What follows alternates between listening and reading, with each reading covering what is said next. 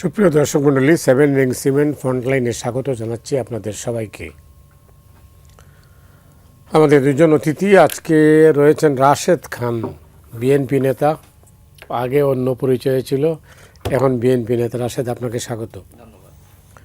এরপর আছেন রাজনৈতিক বিশ্লেষক ও সাংবাদিক আমিরুল মুমিনিন মানিক। অনেক ধন্যবাদ আপনাকে। অনেক ধন্যবাদ আপনাকেও। রাশেদ জি, কি দেখছেন বাংলাদেশ পরিস্থিতি? সবাইকে শুভেচ্ছা।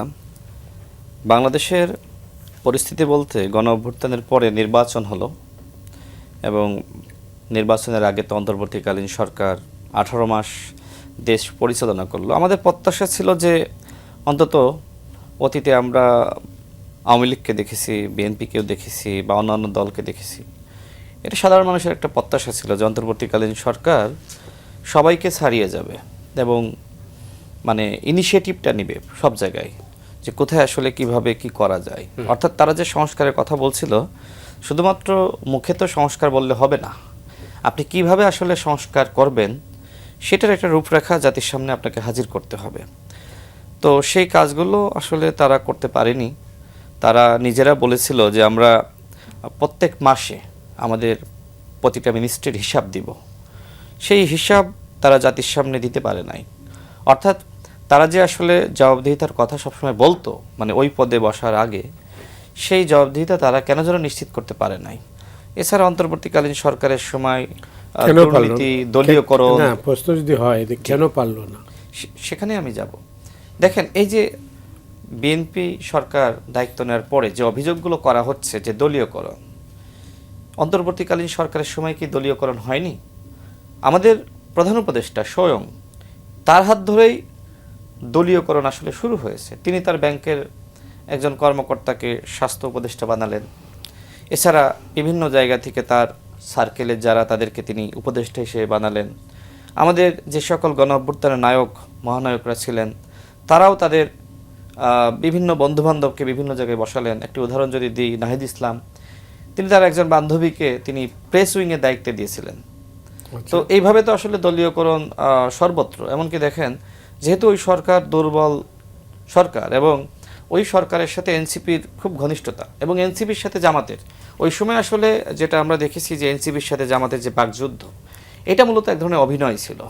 মূলত তারা উভয়ের বন্ধু ছিল, কিন্তু রাতে ওই যে একটা গল্প আমরা শুনি না, যে রাতের বেলায় এক টেবিলে মদ খাওয়া আর দিনে গিয়ে একজন আরেকজনের বিরোধিতা করা, ঠিক জামাত এবং এনসিপির মধ্যে সেই ধরনের সম্পর্ক ছিল, মানুষকে বোঝানো যে আমরা কেউ কারোর আসলে আপন না। তো ওই সম্পর্কের জায়গা থেকে বিশ্ববিদ্যালয়গুলো বা আপনার বিভিন্ন মিনিস্ট্রি বলেন, সব জায়গায় কিন্তু নিজেদের লোক বসানো হয়েছিল। এমনকি এই যে স্বায়ত্ত শাসিত প্রতিষ্ঠান বলেন, বা তারা এই যে প্রতিষ্ঠানগুলোর স্বাধীনতা চাই, আপনার দুদক থেকে শুরু করে, সেখানেও কিন্তু নিজেদের লোক তারা বসিয়েছিল। অর্থাৎ দলীয়করণ আওয়ামী লীগের সময় আর অতীতের বিএনপির সময় আপনি কি দেখেছেন, সেটাকে হার মানিয়ে দলীয়করণকে কিভাবে আসলে প্রাতিষ্ঠানিকরণ দেওয়া যায়, সেই কাজগুলো কিন্তু আমাদের সকলের প্রিয়, আমাদের নোবেল বিজয়ী ডক্টর মোহাম্মদ ইউনূস স্যার করে গেছে। এছাড়া আমাদের ছাত্র বন্ধুরা, তারাও দেখেন, তারা বলছিল আমাদের স্টেক লাগবে। স্টেক মানে কি, যারা গণ অভ্যুত্থানের নেতৃত্ব দিয়েছে, সেই নেতৃত্ব দানকারীরা তারা বিভিন্ন মিনিস্ট্রিতে তারা থাকবে, তারা উপদেষ্টা হিসেবে, ছাত্র উপদেষ্টা হিসেবে ছিল। এখন এর মধ্যে দিয়ে কি হলো, এর মধ্যে দিয়ে যে সংকট বা সমস্যা হয়েছে সেটি হলো, দেখেন আওয়ামী লীগের পতন হলো। আওয়ামী লীগ তো নির্বাচনে অংশ নিতে পারে নাই, আবার কবে পারবে আমরা কেউ জানি না, কিন্তু মাঝখানে তো আসলে বিএনপি একটি বড় দল, তাই না? এবং এখানে আরেকটি বড় অপোজিশন দরকার ছিল, এবং সেই সম্ভাবনা সব থেকে বেশি আমার চোখে, আমার বিশ্লেষণে, যদি আমি একজন বিশ্লেষকের মতন করে কথা বলি, সেটা এনসিপি ছিল। যেহেতু তারা গণ অভ্যুত্থানের নেতৃত্ব দিয়েছে, কিন্তু তারা ওই যে 18 মাস দায়িত্ব পালন করলো, সেই দায়িত্ব পালন করতে গিয়ে তারা আসলে অর্থ মহের মধ্যে তারা আসলে পড়ে গেল। দেখেন, এই যে এখন সব থেকে জুনিয়র এমপি যিনি, হান্নান মাসুদ, এখন তো চাঁদাবাজির রিপ্লেসমেন্টের কথা বলা হয় না, কিন্তু চাঁদাবাজির যে আপনার পরিমাণ যদি আপনি অন্তর্বর্তীকালীন সরকারের সময় মেজার করেন, দেখবেন যে থানা থেকে পর্যন্ত চাঁদাবাজদের ছাড়াতে এই হান্নান মাসুদ ছুটে গিয়েছে। এই ঘটনাগুলো কিন্তু ঘটেছে। এছাড়া আপনি দেখেন যে আপনার উত্তরের যিনি প্রশাসক ছিলেন এজাজ, তিনিও কিন্তু এনসিপির একজন নেতা ছিলেন। এইভাবে বিভিন্ন জায়গায় কিন্তু দলীয়করণ করা হয়েছে। অর্থাৎ ডক্টর মোহাম্মদ ইউনূস স্যারের কাছ থেকে আমরা যে প্রত্যাশা করেছিলাম, সেই প্রত্যাশাগুলো তিনি পূরণ করতে পারেননি। এখন এর ফলাফল যেটি হয়েছে যে আপনার বিএনপি সরকার আসলে আসলে সবকিছু নতুন করে পরিবর্তন করে ফেলাবে, সেটা সম্ভবপর হয়নি। যে কারণে অনেকে বলছে যে আসলে বিএনপি সরকারের কাছ থেকে আমরা এটা প্রত্যাশা করেছিলাম, সেটা করেছিলাম, কিন্তু ডক্টর মোহাম্মদ ইউনূস যে ঘটনাগুলো তিনি আসলে ঘটাবেন সেটা আমরা আসলে দেখি নাই। যেমন সংবিধান নিয়ে বিতর্ক, এখন এই সংবিধান নিয়ে বিতর্ক কেন বিএনপি সরকারের সময় হবে? বিএনপি সরকারের সময় তো এই বিতর্কগুলো হওয়ার কথা না। দেখেন, এখন বলা হচ্ছে যে বিএনপি তার 31 দফায় প্রথম দফা বলেছিল যে বিশেষ সাংবিধানিক সংস্কার কমিশন গঠন করবে। এখন বিএনপির এটা একটা সংস্কারের দফা ছিল, তাই না? এখন যেহেতু একটা অভ্যুত্থান হলো, এখন অভ্যুত্থান হবে এটা তো আমরা কেউ জানতাম না, যেহেতু হয়ে গেছে, হয়ে যাওয়ার কারণে ওই যে বিএনপির যে প্রথম দাবি সাংবিধানিক সংস্কার কমিশন গঠন, এখন ঐক্যমত কমিশন যে আলোচনা করলো সেটাই তো সাংবিধানিক সংস্কার কমিশন এক প্রকার, তাই না? তাহলে ওই সাংবিধানিক সংস্কার কমিশনে আলোচনা হয়েছে সংবিধান নিয়ে, এরপরে কি হবে? সংশোধন হবে, যেখানে প্রবলেম সেটা বাদ দিবে, আবার যেখানে যোগ করার দরকার যোগ করবে। এই জন্য বিএনপি এখন বলছে যে সংবিধান সংশোধন কমিটি গঠন করতে হবে, যেহেতু আলোচনা একবার হয়ে গেছে। বিএনপির বিরুদ্ধে যে অভিযোগ সেটা হচ্ছে তারা গণভোটের রায়টা তারা মানছেন না। আপনি কি বলেন? এটা বিশ্লেষণ যদি আমি করি, আমি যেহেতু ঐক্যমত কমিশনে ছিলাম, সেই জায়গা থেকে আমি এটা পুরোপুরি বলতে পারবো। দেখেন, প্রথমত যেহেতু ঐক্যমত কমিশনে শুধুমাত্র সংবিধান নিয়ে আলোচনা করা হয়েছে, সেখানে আরও যে কমিশনগুলো গঠন করা হয়েছিল সেগুলো নিয়ে ন্যূনতম আলোচনা করা হয়নি। যেমন নারী কমিশন বলেন বা আপনার দুদক বলেন, এই বিষয়গুলো সেখানে আসলে উত্থাপন করা হয়নি।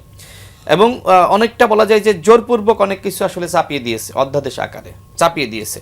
এখন বিএনপি সরকার তারা ক্ষমতা আসার পরে তারা কি আসলে হুবহু সব কিছু তারা পাশ করাবে, নাকি তারা ওই সময় যেখানে যেখানে নোট অফ ডিসেন্ট দিয়েছিল বা যেখানে তারা মতামত দিতে পারে না সেই জায়গায় তারা মতামত দিবে?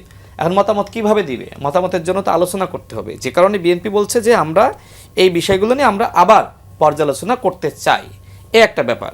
যদিও আমাদের যারা অপোজিশনে রয়েছে, আমাদের বন্ধুরা, তারা কিন্তু মানুষকে বিভ্রান্ত করছে। এবং গণভোটের রায় দেখেন, গণভোট হওয়ার আগে একটি তো অধ্যাদেশ জারি করা হয়েছে, গণভোট অধ্যাদেশ। এখন এই গণভোট অধ্যাদেশের যে কার্যকারিতা সেটা কি? সেটা হলো গণভোট। তাহলে গণভোটটা হয়ে গেছে না? তাহলে গণভোটটা যদি হয়ে যায় তাহলে ওই অধ্যাদেশের আর কার্যকারিতা আছে? কার্যকারিতা নাই। আসলে হওয়া দরকার কি ছিল? এই অধ্যাদেশটা তারা জারি করবে, তাই না? জারি করার পরে সংসদে, অর্থাৎ যে সরকার ক্ষমতায় আসলো সেই সরকার পরবর্তীতে একটা গণভোট তারা দিবে। আপনি স্বাধীন মালিকের বক্তব্য নিশ্চয়ই শুনেছেন, তিনি কি বলেছেন? যে পৃথিবীর ইতিহাসে সব দেশেই গণভোট জাতীয় নির্বাচনের পরে হয়। প্রবলেম আসলে এখানে, যেহেতু জাতীয় নির্বাচনের আগেই গণভোট হয়ে গেছে, যে কারণে ওই গণভোট অধ্যাদেশ যে জারি করলো ওইটার কার্যকারিতা নাই। এখন যদি আপনি আবার সংসদে এটা তোলেন, এটা পাশ করান, তাহলে কিন্তু আরেকটা গণভোট আপনার প্রয়োজন পড়বে। এখন এই বিশ্লেষণগুলো আমাদের সরকারি দলের অনেক এমপিরা তারাও আসলে বিষয়গুলো উত্থাপন করতে সঠিকভাবে পারছে না, এটা আমি স্বীকার করি। কারণ ঐক্যমত কমিশনে সেখানে বিএনপির প্রতিনিধি যারা ছিলেন তাদের মধ্যে একজন, তিনি সংসদে গিয়েছেন, জনাব সালাউদ্দিন আহমেদ, তিনি কিন্তু এই বিষয়গুলো বারবার মানুষকে বোঝানোর চেষ্টা করছেন। কিন্তু একলা আর কত বোঝাবে? আরও তো মানুষ রয়েছে, আমি একটু শেষ করি, আরও তো মানুষ রয়েছে, তাদেরও দায়িত্ব ছিল। তারা যদি জনাব সালাউদ্দিন আহমেদের বক্তব্য মনোযোগ সহকারে শোনেন বা ওই সময় কি আলোচনা হয়েছে সেই জিনিসগুলো আসলে অধ্যয়ন করার চেষ্টা করেন, তাহলে কিন্তু এই জিনিসগুলো বোঝানো সম্ভব। আর প্রতারণা যেখানে করা হয়েছে সেটি হলো বিএনপি মনে করেন যে 100টা সংস্কার প্রস্তাবনার মধ্যে 80টাই ঐক্যমত পোষণ করেছে। যেহেতু বিএনপি একটি রাজনৈতিক দল, বিএনপির কর্মসূচি আর জামাতের কর্মসূচি আর এনসিপির কর্মসূচি তো এক না, আদর্শ ভিন্ন। সুতরাং বিএনপি সব বিষয়ে একমত হতে পারে নাই, এটা আমি স্বীকার করি। আমিও পারি নাই, জামাতও পারে না, এনসিপি পারে নাই। সেই জায়গায় যেটি হয়েছে যে আমাদের সামনে জুলাই জাতীয় সনদ, যেটা আমরা স্বাক্ষর করেছিলাম, যে কারণে দেখবেন মাননীয় প্রধানমন্ত্রী বারবার বলছেন যে স্বাক্ষরিত জুলাই জাতীয় সনদ, গতকালও তিনি বলেছেন, সেই স্বাক্ষরিত জুলাই জাতীয় সনদ আমরা যে সময় স্বাক্ষর করলাম সেখানে নোট অফ ডিসেন্ট ছিল। পরবর্তীতে জাতীয় নির্বাচনের আগে নির্বাচন কমিশন যেটা আসলে প্রকাশ করলো সেখানে নোট অফ ডিসেন্ট ছিল না, একবার প্রতারণা করলো। দ্বিতীয়বার ওই যে 4টা প্রশ্নের একটা উত্তর, আপনি যদি 4টা প্রশ্নের 4টা উত্তর দেওয়ার সুযোগ দিতেন তাহলে এই সমস্যাগুলো হতো না। এই সমস্যাগুলো অন্তর্বর্তীকালীন সরকার সৃষ্টি করে গেছে এবং এটা বিএনপিকে এখন ভোগ করা লাগতেছে। অনেক ধন্যবাদ আপনাকে। আপনি রাশেদের বক্তব্য শুনেছি। তো যেটা মৌলিক পার্থক্য হচ্ছে জামাত এবং এনসিপির সঙ্গে বিএনপির অবস্থান এই দুই দিক থেকে এই নিয়ে একটা বিভ্রান্তি তৈরি হয়েছে, বিতর্ক হচ্ছে মানুষের মধ্যে, কিন্তু আর জানারও একটা কৌতূহল আছে যে আসলে এই জুলাই সনদ নিয়ে কি হতে যাচ্ছে বা কি হবে।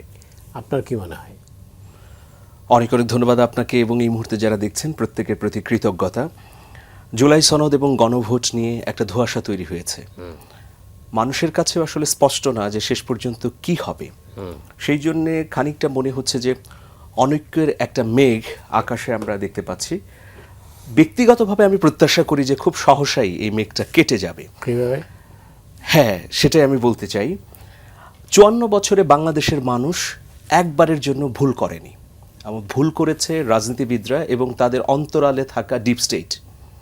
১৯৭১ সালে গৌরবান্বিত মুক্তিযুদ্ধের মধ্য দিয়ে গণতন্ত্রের অভিযাত্রা শুরু হলো। এরপর আমরা ৭৫-এ দেখলাম বাকশাল কায়েমের মধ্য দিয়ে গণতন্ত্রের টুটি চেপে ধরা হলো, হত্যা করা হলো। এরপর ৭৯ সালের যে নির্বাচনটি হলো সেখানে সব দল অংশগ্রহণ করেছিল এবং উদার গণতান্ত্রিক একটা রাষ্ট্রের পথ চলা শুরু করলেন শহীদ প্রেসিডেন্ট জিয়াউর রহমান। দেখুন, ১৯৮১-তে গিয়ে সেই নবীন গণতন্ত্রকে হত্যা করা হলো। তার মানে আবার স্বৈরশাসন। ৯০-এর গণ অভ্যুত্থান হলো, ৯১-এর নবীন গণতন্ত্র যাত্রা শুরু করলো, ২০০৭ সালে আবার হোঁচট খেলো। দীর্ঘ ১৬ বছর ২৬-এর এই নির্বাচনের মধ্য দিয়ে যে গণতন্ত্র যাত্রা শুরু করেছে এটাকে আমি নবীনই বলবো, কারণ এই দীর্ঘদিন ধরে গণতন্ত্রের চর্চাটা অনুপস্থিত ছিল। ফলে এখন আমরা ১২ই ফেব্রুয়ারি নির্বাচনের মধ্য দিয়ে যে যাত্রাটা শুরু করলাম, এটাকে নির্বিঘ্ন রাখার জন্যে রাজনৈতিক ঐক্য অত্যন্ত জরুরি। কিন্তু আমরা সবসময় দেখেছি ইতিহাসের বাঁকে বাঁকে যারা ক্ষমতায় গিয়েছে, ক্ষমতা বলয়কে কেন্দ্র করে প্রাসাদ ষড়যন্ত্র যেমন গজিয়ে উঠেছে, একইভাবে ডিপ স্টেটে একটা শ্রেণী স্বাভাবিক গতিপথকে বিভ্রান্ত করেছে। ফলে আমরা হোঁচট খেয়েছি।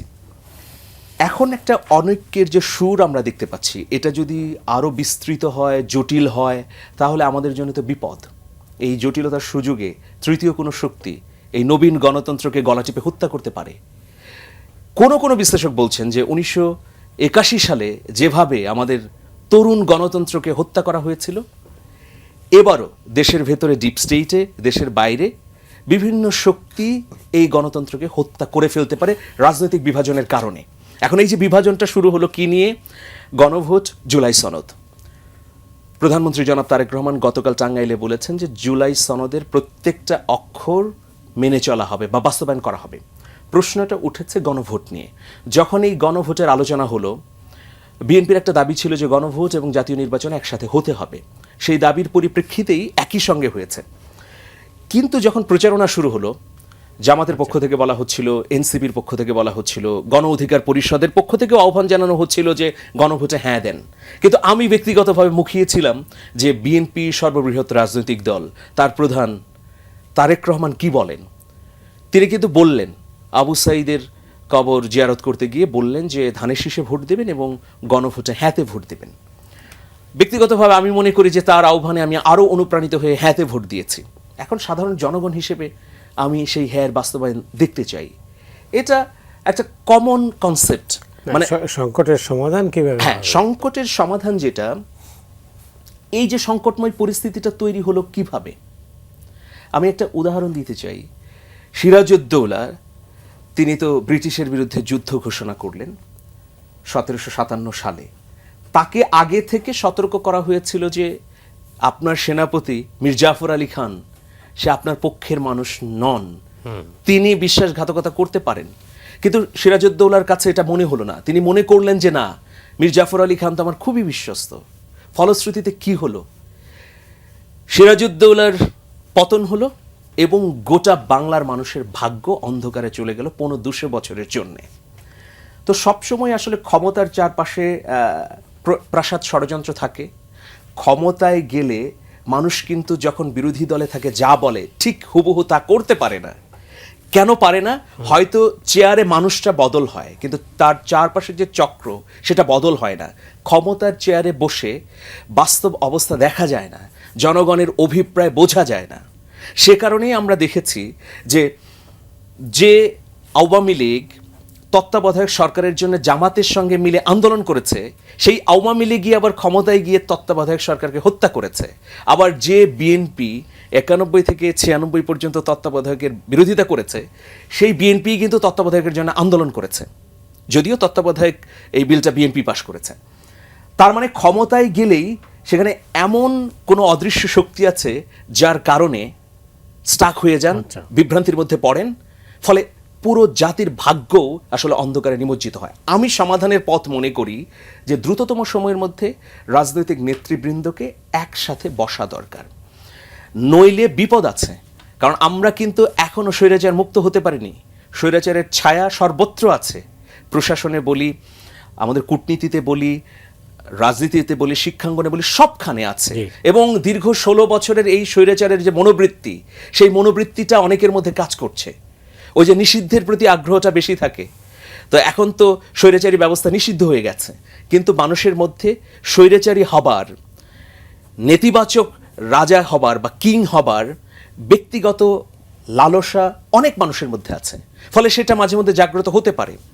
তো ফলে বিরোধী দল হোক বা সরকারি দল হোক, কাউকেই যেন স্বৈরাচারের আচরণ স্পর্শ না করে, সেই জন্যে প্রথমত দ্রুততম সময়ের মধ্যে এই সংকট নিরসনের জন্যে প্রধানমন্ত্রী জনাব তারেক রহমান, বিরোধী দলীয় নেতা ডাক্তার শফিকুর রহমান, প্রয়োজনে এনসিপি বা সংসদে বিরোধী দলীয় হুইপ নাহিদ ইসলাম মিলে ক্লোজ ডোর মিটিং দরকার, যে কেন এই সংকটটা হচ্ছে।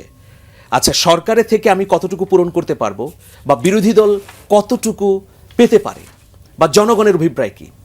এরপরে এখন যে দাবিটা উঠেছে, না, কিন্তু এখন বিরোধটা কোথায় আসলে? বিরোধটা হচ্ছে যে গণভোটের বাস্তবায়ন হবে কিনা। মানে বিরোধটা তো এখানেই হয়েছে, জুলাই সনদ নিয়ে বিরোধ নিয়ে। আমি মনে করি যে জুলাই সনদের বাস্তবায়নের ক্ষেত্রে বিএনপি নোট অফ ডিসেন্ট সহ যা যা অঙ্গীকার করেছে সব করবে, এটাতে আমার আস্থা আছে। কিন্তু বিষয় হয়েছে, শুরু হলো যেটা সংসদে মানবাধিকার অধ্যাদেশ, গুম কমিশন, স্বাধীন বিচার বিভাগ, এই যে অধ্যাদেশগুলো বাতিল হলো, এটা নিয়ে সন্দেহ সংশয় তৈরি হলো। এরপরে গণভোটের রায় বাস্তবায়ন নিয়ে একটা সংকট তৈরি হয়েছে, মানে স্পষ্ট ঘোষণা আসছে না। এটাই মূলত অভিযোগ বিরোধী দলের বা অন্যান্য স্টেকদের। আমরা দেখতে পাচ্ছি রাজনীতির মাঠে কিন্তু বেশ কিছু সংখ্যক গ্রুপ সক্রিয় হয়ে গেছে। এই দাবিতে যদি উত্তপ্ত হয় পরিস্থিতি, তাহলে বিরোধী দল এবং সরকারি দল উভয়ের জন্যেই ক্ষতি অপেক্ষা করছে, বড় ধরনের বিপদ অপেক্ষা কে করছে। লাভবান হবে? লাভবান দেশের মানুষ হবে না, লাভবান হবে পেছন থেকে যারা কলকাঠি নাড়ছে, যারা এই দেশটাকে গণতন্ত্রের পথে হাঁটতে দিতে চায় না তাদের। এখন তার মানে কি জনগণ দাবি উঠাবে না বা জনগণের পক্ষ থেকে কথা বলবে না, সরকারের বিরোধিতা হবে না? অবশ্যই হবে। আবার সরকারকে উপলব্ধি করতে হবে যে কোন কোন জায়গায় আমাকে সংশোধন হওয়া উচিত। আবার বিরোধী দলকে উপলব্ধি করতে হবে যে আমি কতটুকু গেলে এটা আউট অফ বাউন্ডারি হয়ে যাবে, আমি বাউন্ডারির বাইরে ছিটকে পড়ব। Well, সেই জায়গাগুলোতে আসলে আমাদের উপলব্ধি করা প্রয়োজন। অনেক ধন্যবাদ আপনাকে। রাশেদের এই প্রশ্নে কি আপনার যোগ করা আছে? অবশ্যই। দেখেন, ভাই যে কথা বলছেন যে তিনি আসলে জনাব তারেক রহমানের দিকে তাকিয়েছিলেন যে তার মন্তব্য কি হয় গণভোট প্রসঙ্গে। তিনি জনগণকে, বিএনপিকে হাভোট দেওয়ার জন্য তিনি ক্যাম্পেইন করেছেন। এখন কথা হলো যে তিনি চাইলে তো না ভোটের পক্ষেও অবস্থান নিতে পারতেন, যেহেতু বিএনপির নোট অফ ডিসেন্ট আছে এবং গণভোট যে অধ্যাদেশ জারি করা হয়েছে সেখানে ভিন্ন মত আছে। এখন এই যে গণভোট যেটা অনুষ্ঠিত হলো, সংস্কার যে প্রস্তাবনা, আমি আগেই কিন্তু স্পষ্ট করেছি যে এই গণভোটের মধ্যে 80% বিএনপির হার পক্ষে, শতভাগ না, আর 20% নার পক্ষে।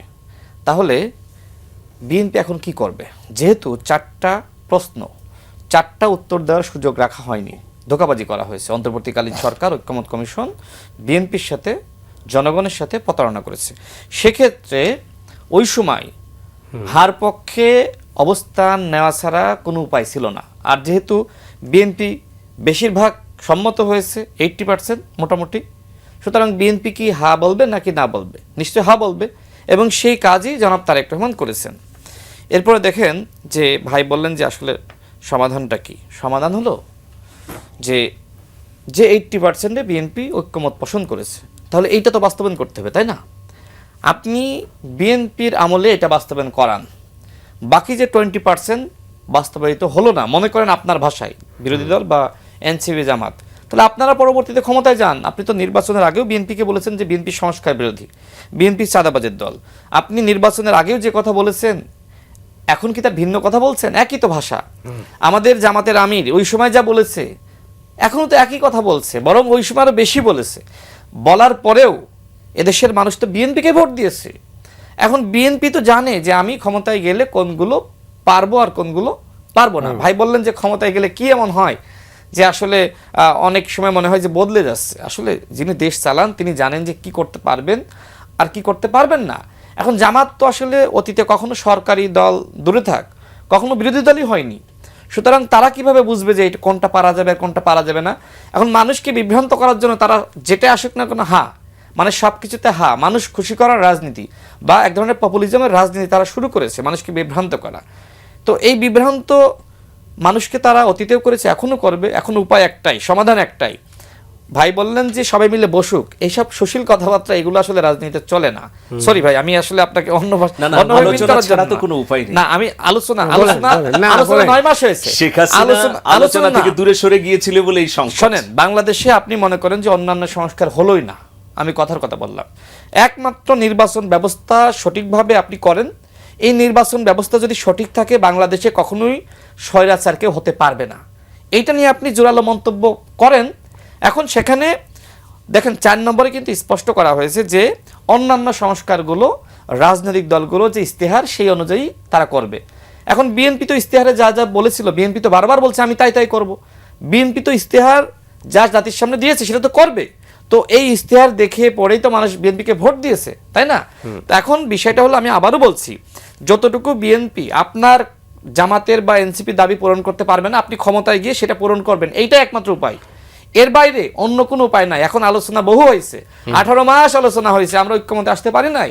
এখন নির্বাচন হয়েছে, নির্বাচনের পরে আবার আলোচনা। তার মানে সবসময় কি আলোচনা চলবে? আর এই জ্বালানি তেলের সমস্যা, এই যে নিত্যপণ্যের দাম সামনে হয়তো বাড়বে, আর অনেক সংকট বাংলাদেশে রয়েছে, তাহলে কি আমরা সারাক্ষণ এই সংবিধান নিয়ে আলোচনা করব? 72-এর সংবিধান নাকি নতুন সংবিধান? আমার ছোট ভাই যারা ছিল নাহিদ ইসলামরা, তারা তো আসলে এই 72-এর সংবিধান মেনেই শপথ নিয়েছে। আবার তারা বলছে সংসদে আমরা সরে ফেলবো। মানে আমি নিজে আসলে কনফিউশনে পড়ে যাচ্ছি। তারা বলছে যে এই রাষ্ট্রপতি মানি না, অথচ তারা এই রাষ্ট্রপতির যে বক্তব্য, ভাষণ, তার উপরে তারা আলোচনা করতে চায়। এই রাষ্ট্রপতির বৈধতা বা সংবিধানের বৈধতা তো অন্তর্বর্তীকালীন সরকারের আমলে নাহিদ ইসলাম, আসিফ মাহমুদ তারাই তো দিয়েছেন। Am I right? তারা দিয়েছেন না? এখন বিএনপির কাছে দাবি করা হচ্ছে যে আপনারা ক্ষমতায় এসেছেন, ক্ষমতায় আসার পরে আপনারা সংবিধান বাদ দেন, রাষ্ট্রপতি বাদ দেন। এখন কেন বিএনপি আপনারা যে ধারাবাহিকতা সৃষ্টি করলেন সেটা বাদ দিয়ে রাষ্ট্রে একটা আনস্টেবল পরিস্থিতি সৃষ্টি করবে বিএনপি কেন করবে? রাষ্ট্রপতিকে হঠাৎ করে সরিয়ে দিলে রাষ্ট্রে নানান ধরনের কেওয়াস সৃষ্টি হয়, সংবিধান বাতিল করে দিলে নানান ধরনের কেওয়াস সৃষ্টি হয়। এই কেওয়াসটা আপনারা কেন করলেন না? অন্তর্বর্তীকালীন সরকার, আপনাদের উপরে সব দায়িত্ব দেওয়া হয়েছিল, আপনারা যা ইচ্ছা তাই করতে পারতেন। ডক্টর মোহাম্মদ ইউনূস তো একসাথে রাষ্ট্রপতি ছিলেন আর একসাথে প্রধান উপদেষ্টা ছিলেন, এবং রাষ্ট্রপতি নিজেই বলেছে যে আমার আসলে করার কিছু ছিল না। এখন আপনারা সংবিধান মানেন না, কিন্তু বিশেষ সাংবিধানিক আদেশ যেটা আসলে আইনগতভাবে অবৈধ সেইটা আপনারা মানেন। এমনকি এই প্রস্তাবনা কার ছিল জানেন? এই বিশেষ সাংবিধানিক আদেশ, এইটা জামাতের আইনজীবী শিশির মনির, তিনি কিন্তু ঐক্যমত কমিশনে উপস্থিত হয়ে এই প্রস্তাবনা দিয়েছিলেন, আমি সেখানে নিজে উপস্থিত ছিলাম।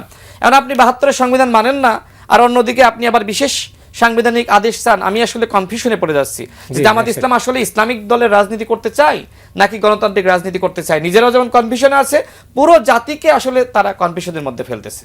অনেক ধন্যবাদ। এখানে একটা বিষয় হচ্ছে যে আমি সাধারণ মানুষ হিসেবে গণভোট দিয়েছি, হ্যাঁতে ভোট দিয়েছি। আমি হয়তো জেনে বুঝে দিয়েছি, আরেকজন না জেনেই রাজনৈতিক দলগুলোর আহ্বানের প্রতি আস্থা রেখে দিয়েছে। একজন কৃষক, তিনি হয়তো পড়েননি 4টা ধারা, দিয়েছেন, হ্যাঁ দিয়েছেন, মানে তার অভিপ্রায় হচ্ছে যা কিছু ইতিবাচক বাস্তবায়িত হোক। হ্যাঁ, আমরা 1977 সালে যে গণভোট দেখেছি, প্রেসিডেন্ট জিয়াউর রহমান করেছিলেন, সেখানেও কিন্তু এই ধরনের ধারা ছিল যে প্রেসিডেন্ট জিয়াউর রহমানের অনুসৃত ধারাগুলোকে আমি সমর্থন করছি। তো সাধারণ মানুষ তো এইগুলো পড়ে পড়ে ভোট দেয়নি, হ্যাঁ বিজয়ী হয়েছে সেখানে। তো কাকে দেখে ভোট দিয়েছে? প্রেসিডেন্ট জিয়াউর রহমানের মতো সৎ মানুষকে দেখে হ্যাঁতে ভোট দিয়েছে। তো সুতরাং আমার মনে হয় যে এই জায়গাটাতে জুলাই সনদ বাস্তবায়ন তার মতো করুক বিএনপি, কিন্তু এই জায়গাটাতে জামাত বা এনসিপির অভিপ্রায় না, এটা হচ্ছে জনগণের অভিপ্রায়। জনগণ ভোট দিয়ে দিয়েছে, যে ভোটে বিএনপি ক্ষমতা এসেছে সেই ভোটে হ্যাঁ বিজয়ী হয়েছে। সুতরাং এটা আমার মনে হয় যে বিনা বাক্যে যেভাবে আছে সেভাবে বাস্তবায়ন করা উচিত। তাহলে আমার মনে হয় আপনি জনগণের প্রতি মিস্টেক হয়ে যাচ্ছে। এই যে গণভোটটা কিসের উপরে, সেটা কিন্তু এই জুলাই জাতীয় সনদে যা রয়েছে সেটার উপরে। আমি বলি আপনাকে, গণভোটটার মধ্যে কোনো নোট অফ ডিসেন্ট ছিল না। সেটা তো আপনি রাখেননি, কিন্তু হ্যাঁ, বিএনপি তো ছিল। না না না, বিএনপির তো ইন্ডিভিজুয়াল ছিল, জুলাই সনদে ছিল। গণভোটটা তো জুলাই জাতীয় সনদে হ্যাঁ, পড়ে, তাই না? গণভোটে নোট অফ ডিসেন্ট ছিল বলেই, না জুলাই সনদে নোট অফ ডিসেন্ট ছিল বলেই গণভোটের প্রয়োজন হলো। নেভার, এই আলোচনা হ্যাঁ, কোনো হ্যাঁ। কমিশনে হয়নি না, হ্যাঁ, হ্যাঁ, আমি তো হ্যাঁ। ছিলাম। না না না, জুলাই সনদে নোট অফ ডিসেন্ট, তখন তো এই যে রাজনৈতিক দলগুলোকে একটা সময় দিলেন ডক্টর আসিফ নজরুল, যে আপনারা ঐক্যমত্যে বসেন, আপনারা একমত এটা হয়ে কি আসেন। সম্ভব? হ্যাঁ, দলগুলো বসে তাহলে হলো না, আলোচনা করতে পারে? না তাহলে হলো না। কিন্তু জুলাই সনদ আর গণভোট সম্পূর্ণ আলাদা। গণভোটে তো আপনি আমাকে ভোট নিয়ে নিলেন, আপনি আমাকে 4টা প্রশ্ন দিলেন। যেমন বিএনপির, এটা আপনি ঠিকই বলেছেন, বিএনপির অনেকে কিন্তু না ভোটের ক্যাম্পেইন করেছে, না করেছে কিনা? আমি এটা বলি না যে না ভোট, আমি বলেছি যে না। বিএনপির যে দাবিগুলো সেখানে আছে, না, তারা না ভোটের অধিকাংশ ক্যাম্পেইন আছে, করলে 80% করতে পারতো, আছে। করলে অবশ্যই করতে পারতো। পারতো। যেমন শাহেদ আলম না ভোটের ক্যাম্পেইন করেছে, স্পষ্টভাবে বলেছে যে নাতে বিএনপির ভোট দিন, দলের মানে নেতা নন। অ্যাক্টিভিস্ট বলছি। তো এখন তারেক রহমান মাননীয় প্রধানমন্ত্রী, তিনি যেহেতু ওই সময়ে ক্যাম্পেইনে স্পষ্ট করে বলেছেন যে হ্যাঁতে ভোট দিন, সুতরাং হ্যাঁ বিজয়ী হওয়ার পরে পরিপূর্ণটাই বাস্তবায়ন করে এটা নিয়ে গণভোট অধ্যাদেশ জারি করার এটা সময় নিয়ে তর্ক মির্জা করার ফখরুল প্রয়োজন ইসলাম নেই। আলমগীর সাহেব তিনি কিন্তু প্রতিবাদ জানিয়েছেন। না না না না, তাহলে তাহলে এই বিষয়টা আমি যেটা মনে করি, সাধারণ জনগণের প্রতিনিধি হিসেবে, আমি বিএনপি বা এনসিপি বা জামাতকে ধর্তব্যে নিচ্ছি না, সাধারণ জনগণ হিসেবে ভাই, আমি চেয়েছি আপনার কাছে ডাব, আপনি যদি মানে আমাকে লেবু দেন, হবে না তো? আমি তো ডাবের জন্য ভোট দিয়েছি যে হ্যাঁ আমাকে ডাব দেন। এখন আপনি যদি আমাকে লেবু দেখান যে তুমি লেবু নাও, কারণ আমরা তো ডাব দিতে চাইনি, তাহলে ওই সময়ই ক্লিয়ার করা দরকার ছিল যে আমরা কিন্তু গণভোটে হ্যাঁ বিজয়ী যদি হয় তাও আমরা না বাস্তবায়ন করব, বা আপনারা নাতে ভোট দিন। তাহলে ক্লিয়ার, কোনো এখানে কোনো আর বিতর্কের কিছু ছিল না। এই জায়গাটাতে আমি মনে করি না, কিন্তু যে এই বিতর্কের শেষটা কোথায়? হ্যাঁ, এই বিতর্কের শেষটা কোথায়? এই বিতর্কের শেষটা রাজনৈতিক নেতাদেরই করতে হবে, রাজনৈতিক দলগুলোকেই করতে হবে। উনি বললেন যে আলোচনা তো করতে হবে।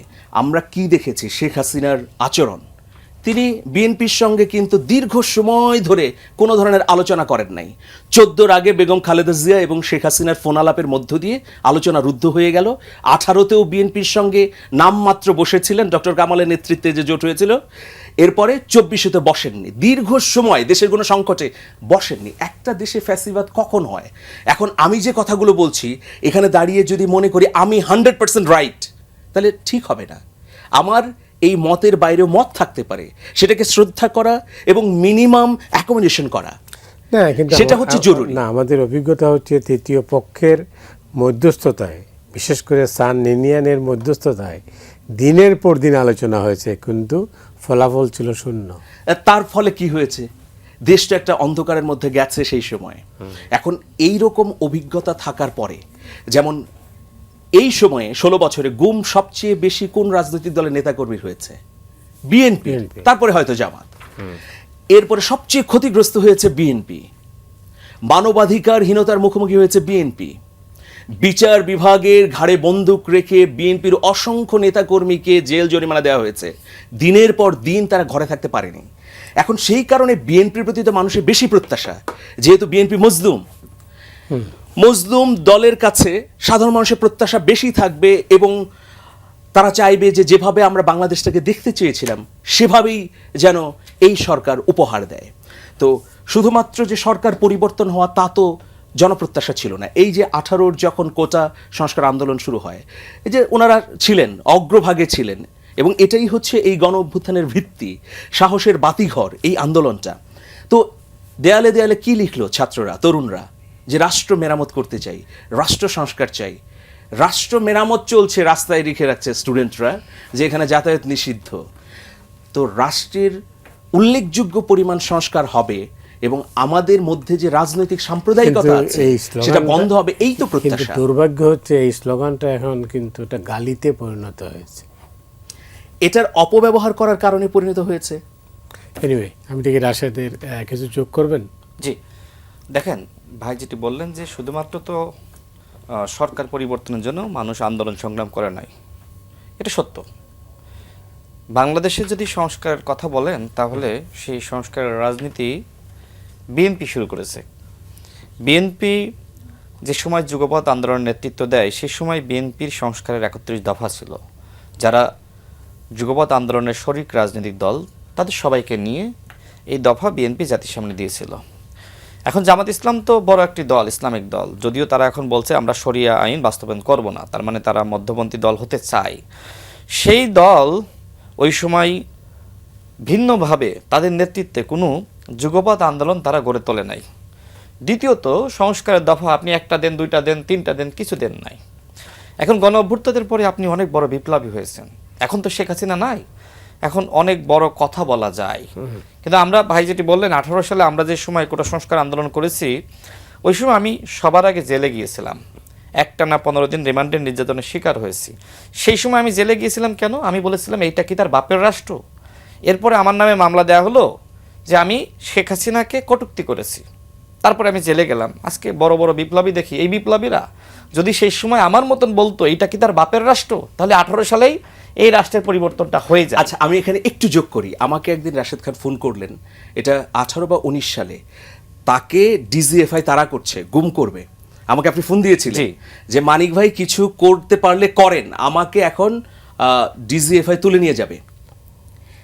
মানে হাঁপাচ্ছেন উনি, দৌড়াচ্ছেন বা কোথাও লুকাবেন, ডিজিএফআই ঘিরে ধরেছে, তাকে গুম করবে, তাকে তুলে নিয়ে যাওয়া মানে হচ্ছে গুম করা। আমাকে ফোন করেছেন উনি। তো দেখেন এখন এই গণ অভ্যুত্থান হওয়ার পর আমি কি প্রচেষ্টা, আমি আপনার এই উত্তরে আসবো, আমি কি প্রত্যাশা করব যে আমি এখানে সরকারের বিরুদ্ধে দ্বিমত করার কারণে যেন কালকে আমাকে ডিজিএফআই তুলে না নেয়। এটাই তো সংস্কার। মানুষের তো এটাই প্রত্যাশা যে মুক্ত কণ্ঠে আমরা কথা বলবো। ডিজিএফআই এর কাজ কি ছিল? যে রাশিদ খান, নুরুল হক নূরকে তুলে নিয়ে যাওয়া। দেখেন এই প্রত্যাশাটা তো এটা বিএনপির কাছে প্রত্যাশা না, এটা এই রাষ্ট্রের কাছে আমি প্রত্যাশা করছি। এখন বিএনপি যেহেতু ক্ষমতায়, তার উপর দায়িত্ব পড়েছে। বিএনপি 2 মাসও বিএনপি ক্ষমতা। আমি একটা বিরতিতে যাই, ওকে, এরপরে আসবে আপনার সঙ্গে। দর্শক, আমরা বিরতিতে যাচ্ছি, ফিরছি খুব তাড়াতাড়ি, আমাদের সঙ্গেই থাকুন।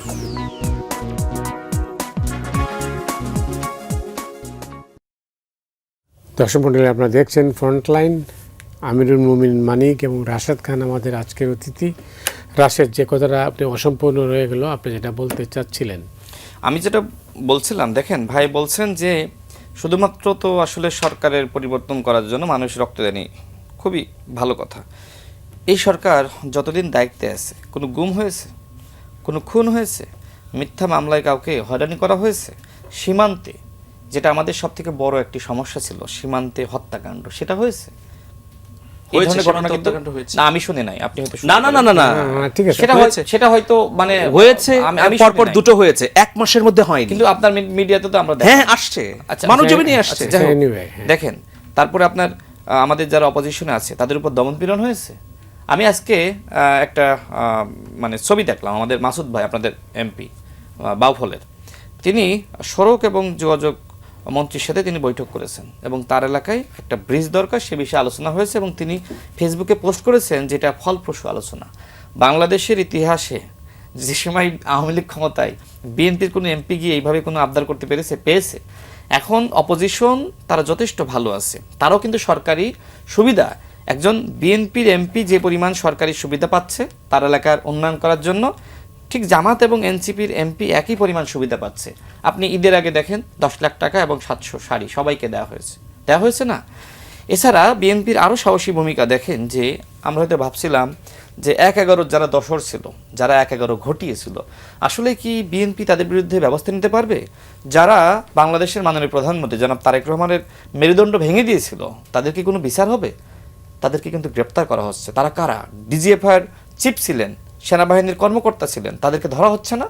অর্থাৎ আপনি যেটা মনে করছেন যে বিএনপি আসলে কোনো পরিবর্তন করছে না, বাংলাদেশে অতীতেও পরিবর্তনের রাজনীতি শহীদ প্রেসিডেন্ট জিয়া রহমানের হাত ধরে হয়েছে, বেগম খালেদা জিয়ার হাত ধরে হয়েছে, এবং এখন পরিবর্তনের রাজনীতি জনাব তারেক রহমানের হাত ধরে হয়েছে।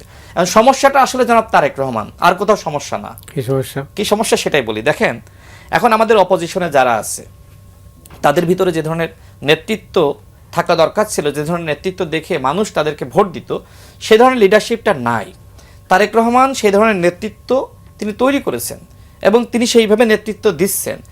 জনাব তারেক রহমান দেখেন কল্পনা করা যায় যে 9টায় অফিস করবে বাংলাদেশে? এমনকি যে জ্যামে চড়ে তিনি আসলে সাধারণ মানুষের মতন তিনি যাবেন, এটা কল্পনা করা যায়? এই ধরনের পরিবর্তন তিনি করেছেন। কৃষি কার্ড বলেন, ফ্যামিলি কার্ড বলেন, এছাড়া আপনার কৃষকদের 10,000 টাকা পর্যন্ত ঋণ মওকুফ, এ ধরনের নানান উদ্যোগ তিনি নিয়েছেন। বৃক্ষরোপণের কর্মসূচি সামনে নেওয়া হবে।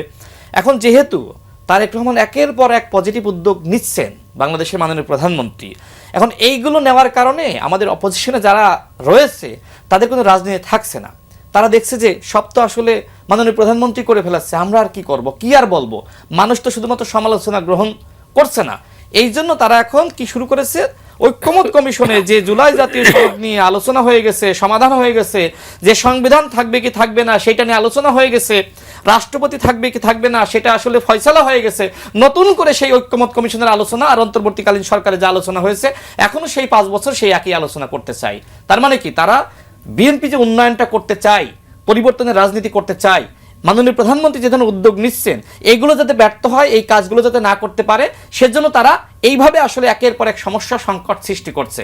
দেখেন এখন তো প্রবলেমটা কি, সব থেকে বড় প্রবলেম জ্বালানি। তাহলে এইটা সমাধান করা দরকার ছিল না?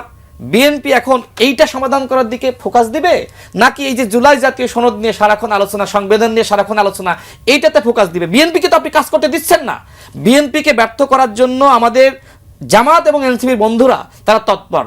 তাদের একমাত্র সমস্যা বাংলাদেশের মাননীয় প্রধানমন্ত্রী তারেক রহমান, অন্য কোনো সমস্যা নাই। তিনি যে বাংলাদেশকে এগিয়ে নিচ্ছেন, বাংলাদেশকে পরিবর্তনের রাজনীতিতে তিনি যে নেতৃত্ব দিচ্ছেন, এইটা বন্ধ করার জন্য একের পর এক ইস্যু সামনে এনে বিএনপির এই যে পথচলা, এটাকে তারা আসলে বন্ধ করতে চায়। অনেক ধন্যবাদ। এখানে সমস্যা হয়েছে কি, যে সরকারের সমালোচনা করলে স্পষ্টভাবেই উনি একটা ইঙ্গিত দিয়ে বললেন যে আপনার এমপি, স্পষ্টভাবে, অথচ তার সাথে আমার সম্পর্ক, রাশেদ খানের সাথে সম্পর্ক আমার 15 বছর কমপক্ষে। আমি কি আপনার এমপি বলেছি? মানে এটা খুবই দুঃখজনক, রাজনৈতিক সাম্প্রদায়িকতা এটা বলে। মানে আমি মধ্যখানের থেকে কথা বলতে পারবো না, অথচ 19 সালে বেগম খালেদা জিয়ার পক্ষে ইন্টারভিউ করার কারণে আমি 7 দিন গুম অবস্থায় ছিলাম। 2018 সালে তখন আমি মাই টিভিতে বার্তা সম্পাদক, আমাকে বলা হয়েছে যে 1 দিনের মধ্যে দেশ ছাড়তে হবে। সেখানে আমাকে অপরাধ কি, আমি বিএনপি নিউজ চালিয়েছি। কিন্তু আজকে যখন আমি একদম 100% বিএনপি সুরে কথা বলবো না, তখন আমাকে জামাত বা এনসিপির ঘরে ঠেলে দেওয়া হবে। এই মানসিকতাটা ত্যাগ করতে হবে। আপনি কোনো ঘরে এই মানসিকতাটা ত্যাগ করতে হবে। আমি কিন্তু দলগতভাবে কোনো রাজনৈতিক দলকে ওন করি না, এবং মাঝখানে থেকে কথা বলছি। উনি যেটা বলছেন যে জনাব তারেক রহমান এই কাজগুলো করেছেন, সেগুলো তো প্রশংসিত, সেগুলো নিয়ে তো কোনো কথা হচ্ছে না। তাহলে এই কাজগুলো করতে কেন দিচ্ছেন? যেটা আমি নাগরিক হিসেবে যে জায়গাটাতে আমার আপত্তি, সেটা আমি বলবো, এবং আমি আপনার প্রকৃত বন্ধু। যে ধারাবাহিকভাবে আপনার প্রশংসা করবে, যে চোখে ওই অন্ধ ঘোড়ার মতো লাল কাপড় বেঁধে রাখবে, তার সামনে কোনো কিছু ধরা পড়বে না, মানে সে কিছু দেখবে না। কিন্তু আমাদের মতো যারা মাঝখানে থেকে কথা বলতে চায়, যারা জনগণের অভিপ্রায়টা তুলে ধরতে চায়, তাদেরকে স্বতন্ত্র জায়গায় থাকতে দেন। এই বাংলাদেশের শুধু এখন জনগণের প্রতিনিধিত্ব বিএনপি, জামাত, এনসিপি এরা করছে না, আপনিও করছেন ভাইয়া, সাধারণ মানুষও করছে। আপনি তো কোনো রাজনৈতিক দলের সদস্য না, আপনি তো অসংখ্য প্রতিবেদন করার কারণে, অসংখ্য ফ্যাসিবাদ বিরোধী প্রতিবেদন করার কারণে নিজে আপনি আক্রান্ত হয়েছেন। গণ অভ্যুত্থানের 3 দিন আগে আপনাকে বাধ্য করা হয়েছে, আপনার বিজ্ঞাপন কমিয়ে দেওয়া হয়েছে, আপনাকে কোনো রাষ্ট্রীয় প্রোগ্রামে দাওয়াত দেওয়া হয়নি। কিন্তু আপনি তো কোনো রাজনৈতিক দলের লোক না। কিন্তু আমাদের এখানে সমস্যাই এটা যে আমি একটু সমালোচনা করলেই এ বোধহয় তাহলে ওই আমার বিরোধী পক্ষের লোক। এটা হচ্ছে একটা বড় সমস্যা। সেই জন্য আমরা যখন সাধারণ নাগরিক হয়ে কথা বলছি, তখন সেই কথাগুলোর ন্যূনতম গুরুত্ব দেওয়া উচিত। এটা মনে করা উচিত না যে আমি যা বলছি তাই ঠিক, আমি যা বলছি এর বাইরে আর কিছুই নেই। আমি তো অনেকবার প্রেসিডেন্ট জিয়াউর রহমানের অবদানের কথা বললাম, এবং বাংলাদেশে প্রেসিডেন্ট জিয়াউর রহমানই একমাত্র শাসক যিনি নিজেকে পরিপূর্ণ দুর্নীতিমুক্ত রাখতে পেরেছিলেন, এবং তিনি গণতন্ত্রকে ফিরিয়ে দিয়েছিলেন। তিনি যেমন, তার কারণে যেমন আওয়ামী লীগ বাংলাদেশের রাজনীতি করতে পেরেছে, একইভাবে জামাত রাজনীতি করতে পেরেছে। এগুলো তো একজন সাংবাদিক হিসেবে সত্য প্রবাহকে তুলে ধরা। তো সেই জায়গায় দাঁড়িয়ে আমার মনে হয় যে জনগণের ভাষাটা বোঝা দরকার। জনগণ বিএনপি, জামাত বা এনসিপিরও দাস না। জনগণের একটা আলাদা অভিপ্রায় আছে, সেই ভাষাটা বুঝে যা যা জনগণ কর্তৃক প্রত্যাশিত সেটা যদি আমরা করি, তাহলেই আমার মনে হয় উত্তম। হ্যাঁ, এখন বলতে পারেন যে আমরা তো বিপুল সংখ্যাগরিষ্ঠতা নিয়ে সংসদে এসেছি, সুতরাং আমরা এই 5 বছরে যা মন চায় তাই করব, সেটা কখনোই যথার্থ হবে না। এবং এটা করতে গিয়েই তো শেখ হাসিনা ক্ষমতাচ্যুত হয়েছে। এখন এই যে প্রবলেমটা হচ্ছে, এই যে রাশেদ খান ঠিকই বলেছেন যে এত আলোচনা কেন, এত কিছু কেন, এটা কেন হয়েছে? আমাদের দুর্ভাগ্য যে গণ অভ্যুত্থানের ফলাফল আমরা যথাযথভাবে ঘরে তুলতে পারিনি। 5ই আগস্ট 2024 সালের সন্ধ্যাবেলায় তো গণ অভ্যুত্থান শেষ হয়ে গেছে। যখন এই গণ অভ্যুত্থানের সংগঠকরা রাজনৈতিক দলের কাছে ধর্ণা দেওয়া শুরু করলো, ওই দিনই তো শেষ। গণ অভ্যুত্থান হয়েছে আমাদের আগে শ্রীলঙ্কা, আমাদের পরে হয়েছে নেপাল। তাদের সংগঠকরা কি এভাবে রাজনৈতিক দলগুলোর পেছনে পেছনে ঘুরেছে? এবং এই অন্তর্বর্তী সরকার, এর জন্য আপনি কাকে দায়ী করবেন? গণ অভ্যুত্থানের সংগঠকরা এবং তাদের নেতৃত্বে যে সরকার গঠিত হয়েছিল, অন্তর্বর্তীকালীন সরকার, সম্পূর্ণভাবে ব্যর্থ হয়েছে। একটা বিচারও করতে পারে নাই। একটা বিচারের রায় কার্যকর করতে কি পেরেছে? অনেকগুলো অধ্যাদেশ তারা করেছে, অনেকগুলো সংস্কার প্রস্তাব জমা হয়েছে। একটা সংস্কার প্রস্তাবের কথা বলি, গণমাধ্যম সংস্কার প্রস্তাবের মধ্যে ছিল যে কোনো একজন মালিকের একটা গণমাধ্যম থাকবে। এটা যদি বাস্তবায়িত হতো, এর সুফল কিন্তু বিএনপিও পেত, জামাতও পেত, এনসিপিও পেত। তাহলে এই যে গণ অভ্যুত্থানের নামে যে হলুদ সাংবাদিকতা, টেবিল সাংবাদিকতা, এটা হতো না। এখন আমরা দেখছি যে একজন ব্যক্তির মানে প্রায় হাফ ডজন গণমাধ্যম, তিনি যা ইচ্ছা তা করছেন। আজকে এর পক্ষে নিচ্ছেন, কালকে ওর পক্ষে নিচ্ছে। কিন্তু এই সংস্কার প্রস্তাবটি যদি ওই অন্তর্বর্তীকালীন সরকার বাস্তবায়ন করে যেতে পারত, তাহলে কিন্তু জাতি অনেক উপকৃত হতো। গণভোট আপনি আগে দিয়ে দিতেন। আপনি কেন তাকিয়েছিলেন বিএনপি, জামাত, এনসিপির দিকে? আপনি তো জনগণের অভিপ্রায় গণ অভ্যুত্থানের মধ্য দিয়ে সরকার গঠন করেছিলেন। অন্তর্বর্তী সরকারের একটা ভুল সিদ্ধান্ত, অবশ্যই ভুল সিদ্ধান্ত, এবং যে কারণে এটা হচ্ছে। এবং আমরা তো আশঙ্কা করেছিলাম, অসংখ্যবার টকশোতে বলেছি যে কেন আপনারা নতজানু হচ্ছেন? মানুষ রক্ত দিয়ে 5ই আগস্ট আপনাদের ম্যান্ডেট দিয়েছে। কিন্তু দুঃখের বিষয়, গণ অভ্যুত্থানের সংগঠকরা ভয়াবহ ভুল করেছে, যার খেসারত হয়তো আরো দীর্ঘদিন ধরে দিতে হবে। অনেক ধন্যবাদ সংগঠকদের। আপনিও একজন। জি না, আমি একটু দুঃখ প্রকাশ করি, আমি একটা ভুল তথ্য আমি খেয়াল করে নাই তো, যেটা প্রথম মাসে সীমান্তে হত্যা শূন্য ছিল, পরের মাসে একজনের ঘটনা দেখলাম আর কি। তো যাই হোক, দেখেন ভুল তো যাই হোক, এটা কিন্তু ক্রেডিট ডিসক্রেডিট বিএনপির না। এটা সীমান্তে হত্যা, এটা আমাদের ভারতীয় আগ্রাসন। এটা আমি ডিসক্রেডিট বিএনপি আমি বলছি না, আমি বা ক্রেডিটও বলছি না। সীমান্তে হত্যা বড় একটা সমস্যা ছিল। এখন সেক্ষেত্রে যে আসলে দুই দেশের মধ্যেই অপরাধীরা তারা কিন্তু বিভিন্ন বিষয় বেচাকেনা করে আমরা জানি। তো শুধুমাত্র বাংলাদেশের নাগরিককে হত্যা করা হয়, এই জন্য একটা প্রবলেম। এই অপরাধটা বন্ধ হোক, এবং এর জন্য বাংলাদেশের সরকার, ভারতের সরকার উভয়কে কঠোর হতে হবে, এবং সেটা হত্যার মধ্য দিয়ে সমাধান না হোক। আমি যে কথা বলছিলাম, দেখেন আমাদের মূল সংকট বা সমস্যা অন্তর্বর্তীকালীন সরকারের সময় হয়েছে। পরিবর্তনের রাজনীতি এদেশের মানুষ তো চায়, এদেশের তরুণ সমাজ কি চায় সেটা তো আমি একজন তরুণ হিসেবে জানি। এবং যে আন্দোলনের মধ্য দিয়ে এদেশের মানে ফ্যাসিবাদের পতন হয়েছে, সেই আন্দোলনের পায়োনিয়ার তো আমরা ছিলাম। 18 সালে আমরাই তো এটা সফল করি, না করলে তো হয়তো এই আন্দোলন ফিরে আসতো না। শেখ হাসিনার পতন কবে হতো এটা জানা যাচ্ছে, আমরা কেউই জানতাম না। যাই হোক, এটাও ক্রেডিট আমি নিই না, সবারই আন্দোলন ছিল। মূল সংকটটা হলো যে সর্বশেষ যারা আন্দোলনের নেতৃত্ব দিল, তারা আসলে স্টেক দাবি করলো এবং তারা সরকারে গেল, কিন্তু সরকারের দায়টা তারা নিচ্ছে না। তারা যদি পরিবর্তনটা শুরু করত, ভাই যেটা বললেন যে গণভোট আগে বা পরে, আমাদের প্রস্তাব ছিল যে জাতীয় নির্বাচন আগে দেন এবং জাতীয় নির্বাচনের পরে গণভোট হবে। কি কি বিষয় হবে আপনি সেই বিষয়গুলো নির্ধারণ করে দেন, এগুলো নিয়ে আলোচনা হতে পারত।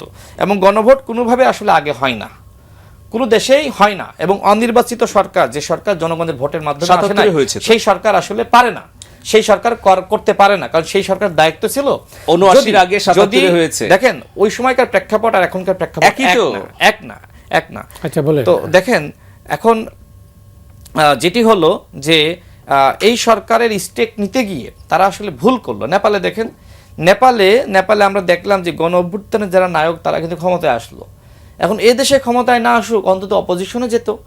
কেন যেতে পারলো না? কারণ তাদের ভিতরে এক ধরনের লোভ চলে এসেছিল, তদবির বাণিজ্য করা, এবং বিভিন্ন জন চাঁদাবাজি করেছে, গ্রেপ্তার হয়েছে, নানান ঘটনা ঘটেছে। এখন এই ঘটনাগুলোর পিছনে আবার আমাদের ডক্টর মোদি ইউনূস স্যারের হাত আছে, কারণ তিনি যেভাবে আসলে রাষ্ট্র ব্যবস্থা তিনি তার আসলে চালানো দরকার ছিল, তিনি চালাননি। আমি ওই সময় বলেছিলাম, আমার অনেক সমালোচনা অনেকে করেছিল, আমি বলেছিলাম যে 3 মাসের মধ্যে নির্বাচনটা হওয়া দরকার। 3 মাসের মধ্যে যদি নির্বাচনটা হয়ে যেত তাহলে আপনি বিএনপিকে বেশি বেশি দায় দিতে পারতেন, বিএনপিকে আপনি নানান সমালোচনা করতে পারতেন। কিন্তু অন্তর্বর্তীকালীন সরকার, জনগণের সরকার, গণঅভ্যুত্থানের সরকার, এই সরকার যেহেতু আসলে পরিবর্তনটা করতে পারে নাই, একটা নির্বাচিত সরকারের অনেক লিমিটেশন থাকে। বাংলাদেশের যে বাস্তবতা, বাংলাদেশের যে ব্যবস্থা, এই ব্যবস্থায় সরকার চাইলে অনেক কিছু আসলে করতে পারবে না। সেটা আবার ওই গণঅভ্যুত্থানের সরকার করতে পারতো, যেটা ভাইও বললেন। এখন গণঅভ্যুত্থানের সরকার যেহেতু করতে পারে নাই, এই ব্যর্থতা তো বিএনপির না। বিএনপি একটা পলিটিক্যাল পার্টি, বিএনপি সব থেকে বেশি গুরুত্ব দেয় নির্বাচনে, এটা কিন্তু সত্য। এবং বিএনপি এই জিনিসটা অন্তত বিশ্বাস করে যে বাংলাদেশে যদি নির্বাচনী ব্যবস্থা সঠিক থাকে তাহলে রাষ্ট্রে সংস্কার হবে, এবং সংস্কার কিন্তু একটা ধারাবাহিক প্রক্রিয়া। আপনি অন্তর্বর্তীকালীন সরকার যে যে অধ্যাদেশগুলো জারি করে গেছে এগুলো পাশ করলেই সব সংস্কার হয়ে যাবে? এটা কি সম্ভব? দল হিসেবে বিএনপি নিজেকে কতটুকু পরিবর্তনের সাথে খাপ খাওয়াতে পারলো, এটা একটা ব্যাপার। দ্বিতীয়ত, এই দেশের মানুষ আসলে ওই পরিবর্তন কতটুকু মানিয়ে নিতে পারবে, সেটাও একটি বড় ব্যাপার। এখন হঠাৎ করে যদি আপনি মনে করেন যে বাংলাদেশ, আমেরিকা, ইউরোপ হয়ে যাবে, 1 মাসের মধ্যে করে ফেলাবে, এটা সম্ভব? এটা সম্ভবপর নয়। ধাপে ধাপে বিএনপি যে পরিবর্তনের রাজনীতি শুরু করেছে, এক্ষেত্রে যদি আমাদের অপোজিশনে যারা আছে তারা যদি সহযোগিতা করে তাহলে রাষ্ট্রের অনেক কল্যাণ হবে। ভাই যেটি বলছিলেন যে আসলে সমাধানটা আলোচনা, আমি বলছি যে সমাধানটা হলো যে একটি সুষ্ঠু নির্বাচনের মধ্য দিয়ে ক্ষমতার পালাবদল, এই সিস্টেমটা আসলে অন্তত প্রতিষ্ঠা করা। এখন বিএনপি যতটুকু পারলো বাস্তবায়ন করুক, সহযোগিতা করেন। যতটুকু পারবে না, পরবর্তীতে আপনি ক্ষমতায় এসে বাস্তবায়ন করেন, তাহলে তো সমাধান হয়ে গেল। এই সমাধানের জন্য আমাদের একটু অপেক্ষা করতে হবে। আপনি যদি মনে করেন যে বিএনপিকে সব করতে হবে, বিএনপি কি জামাত? নাকি আমি যদি বলি যে জামাতকে সব করতে হবে, জামাত কি বিএনপি?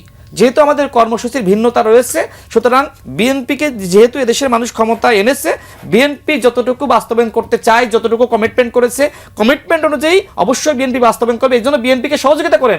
বাকি যতটুকু থাকবে এতটুকু আপনি করেন। যদি সব বিএনপি করে, আপনার কোনো রাজনীতি থাকবে? আপনি কখনো বাংলাদেশের ক্ষমতায় যেতে পারবেন? সেই চিন্তাও তো আপনাকে করতে হবে। রাশেদ, অনেক ধন্যবাদ। শেষ প্রায় 20 সেকেন্ড। আচ্ছা, জনগণের বক্তব্য জারি রাখতে হবে। একটা সরকারকে সঠিক পথে রাখতে হলে রাজনৈতিক দলের নেতারা সোজা পথে রাখতে পারবেন না। রাজনৈতিক দলের অ্যাক্টিভিস্টরা সবসময় পজিটিভ বলবেন, কারণ তাদের পাওয়া না পাওয়ার একটা হিসেব নিকেশ আছে। মতিউর রহমান চৌধুরী এই 16 বছরে যা ত্যাগ করেছে, এই জন্য কি আপনি চেয়েছেন? আপনি কি কিছু পেয়েছেন গণ অভ্যুত্থানের পরে? পাননি। এই সরকারের সময় কি আপনি পেয়েছেন? পাননি। আপনি কেন বলেছেন জনগণের জন্যে? কিন্তু যারা রাজনৈতিক অ্যাক্টিভিস্ট তারা সবসময় প্রত্যাশা করে যে কিছু না কিছু তার দল থেকে পাবো, ফলে তিনি সত্য কথাটা বলতে পারেন না। সেই জন্য আমার মনে হয় যে জনগণের তরফ থেকে যে নিরপেক্ষ জায়গাগুলো আছে এগুলো থেকে বলে যেতে হবে, ফলে সরকার সতর্ক হবে।